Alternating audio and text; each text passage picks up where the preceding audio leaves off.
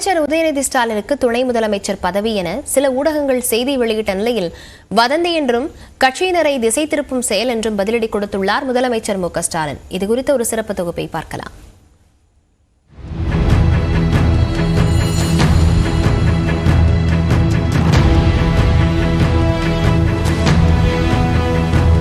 துணை முதலமைச்சராகிறார் உதயநிதி ஸ்டாலின். அமைச்சர் உதயநிதியையும் துணை முதலமைச்சர் பதவியையும் இணைத்து கடந்த சில தினங்களாக உலா வந்த வார்த்தைகள்தான் இவை. அதுவும் தகவலை உறுதிப்படுத்தாமல் ஊடகங்கள் சிலவும் செய்தி வெளியிட்டதுதான் முதலமைச்சரை கொந்தளிக்க செய்துவிட்டது. இதனால் பொங்கல் வாழ்த்து மடலிலேயே பொங்கி எழுந்துவிட்டார் முதலமைச்சர் மு க ஸ்டாலின்.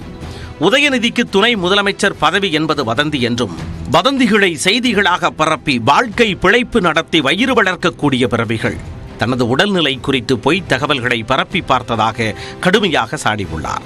தனது உடல் நலம் குறித்த பொய் உடைந்து நொறுங்கியதால் உதயநிதிக்கு துணை முதலமைச்சர் பதவி என்ற வதந்தியை பரப்பத் தொடங்கியதாகவும், ஆனால் அதற்கு உதயநிதியே பதிலளித்து வதந்தி பரப்பியோரின் வாயை அடைத்து விட்டதாகவும் அவர் கூறியுள்ளார். இளைஞரணி மாநாட்டை திசை திருப்ப எதிரிகள் முயற்சிப்பதாகவும், அவர்களின் எந்த முயற்சிகளுக்கும் கட்சியினர் இடம் கொடுத்துவிடக் கூடாது என்றும் மு க ஸ்டாலின் கேட்டுக்கொண்டுள்ளார். அவர் கூறியதைப் போல அண்மையில் செய்தியாளர்களை சந்தித்த உதயநிதி துணை முதலமைச்சர் பதவி தொடர்பான கேள்விக்கு, ஆம், எல்லா அமைச்சர்களும் முதலமைச்சருக்கு துணையாக இருக்க போகிறோம் என்று கருணாநிதி பாணியில் விளக்கமளித்தார்.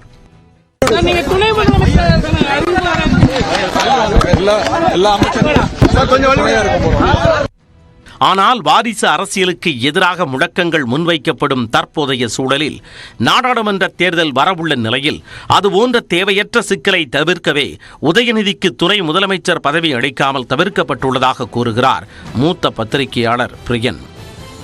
உதயநிதியை தற்சமயத்துக்கு துணை முதல்வர் ஆக்கினால் வருகிற 24 தேர்தலை ஒட்டி பார்த்தீங்கன்னா குடும்ப ஆட்சி, குடும்ப கட்சி போன்ற விஷயங்கள் ரொம்ப தீவிரமாக திமுக மீது வைக்கப்படுகிற வாய்ப்பு இருக்கிறது. நேற்று கூட பிரதமர் அவர்கள் குடும்ப ஆட்சிக்கு முற்றுப்புள்ளி வைக்கணும் அப்படின்ற மாதிரியான விஷயங்கள்லாம் பேசியிருக்கோம். ஸோ அந்த மாதிரியான ஒரு பிரச்சாரத்துக்கு நம்ம தேர்தலுக்கு முன்னாடி இடம் கொடுக்க வேண்டாம் என்று ஸ்டாலின் அவர்கள் கருதி இருக்கக்கூடும்.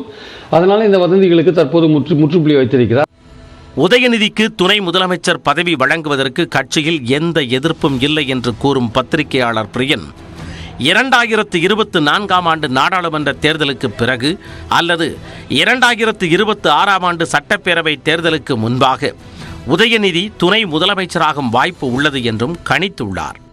24 தேர்தலுக்கு அப்புறம் தான், அதுவும் ஒரு நல்ல வெற்றியை காண்பித்த பிறகுதான் அதை கொடுப்பார் என்பது என்னுடைய கருத்து. அதான் மூத்த நிர்வாகிகள் இவருக்கு கொடுக்கறதுனால அவங்க ஏதாவது கொஞ்சம் அப்செட் ஆவாங்களான்னா அந்த மாதிரிலாம் அப்செட் ஆகிறதுக்கான வாய்ப்புகளே கிடையாது.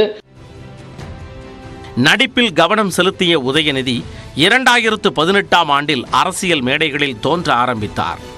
கட்சி நிகழ்ச்சிகளில் கலந்து கொண்டவர் எந்த சூழலிலும் தேர்தலில் போட்டியிட மாட்டேன் என்றும் கூறினார்.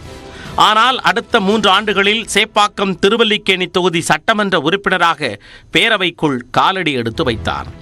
அதேபோன்று சட்டமன்ற உறுப்பினரான அடுத்த 1.5 ஆண்டுகளில் அமைச்சராகவும் உருவெடுத்தார்.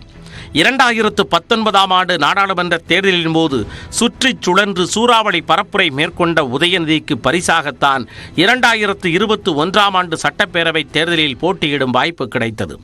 2024ஆம் ஆண்டு நாடாளுமன்ற தேர்தலிலும் தீவிர பரப்புரையில் ஈடுபடுவார் என்பதால் ஒருவேளை தேர்தலில் திமுக வெற்றியை குவிக்கும் பட்சத்தில் அதற்கு பரிசாக அமைச்சரவையிலும் அவருக்கு கூடுதல் அங்கீகாரம் வழங்க வாய்ப்பிருப்பதாகவே கூறப்படுகிறது.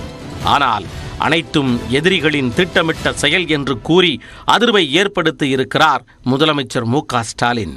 நியூஸ் 18 தமிழ்நாடு தொலைக்காட்சி செய்திகளுக்காக வரலாறு சுரேஷ்.